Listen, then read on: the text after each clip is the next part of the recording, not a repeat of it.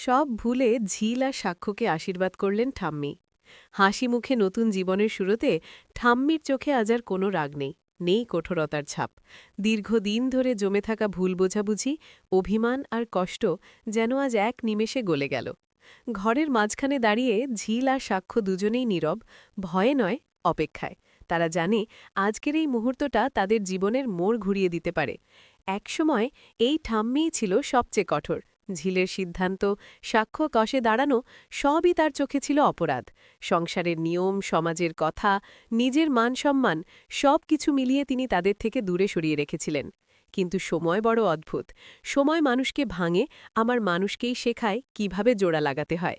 আজ সকাল থেকেই ঠাম্মি চুপচাপ, কারো সঙ্গে বেশি কথা বলেননি, শুধু মাঝে মাঝে ঝিলের দিকে তাকিয়েছেন, আর সাক্ষ্যর মুখে খুঁজেছেন দৃঢ়তা।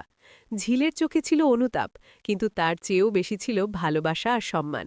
সাক্ষ্য মাথা নিচু করে দাঁড়িয়েছিল, কারণ সে জানত ভুল হয়েছে, কিন্তু সে কখনো ঝিলকে একা ছেড়ে যায়নি। হঠাৎ ঠাম্মি ধীরে ধীরে সামনে এগিয়ে এলেন। সবাই থমকে গেল। তিনি ঝিলের মাথায় হাত রাখলেন। সেই স্পর্শেই ঝিলের চোখ ভিজে উঠল। তারপর সাক্ষ্যর দিকে তাকিয়ে বললেন, ভুল সবার হয়, কিন্তু ভুল বুঝে পাশে দাঁড়ানোই আসল সাহস। কথাগুলো যেন বুকের ভেতর জমে থাকা পাথর সরিয়ে দিল।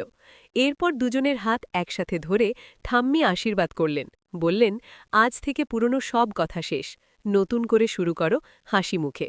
ঘরের পরিবেশ বদলে গেল। যে ঘরে এতদিন টানাপোড়ন ছিল, সেখানে এখন শান্তির বাতাস। ঝিল কাঁদতে কাঁদতে ঠাম্মির পায়ে হাত দিল।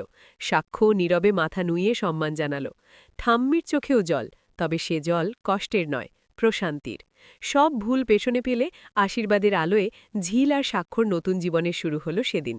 আর ভিডিওটি ভালো লাগলে অবশ্যই চ্যানেলটি সাবস্ক্রাইব করতে ভুলবেন না।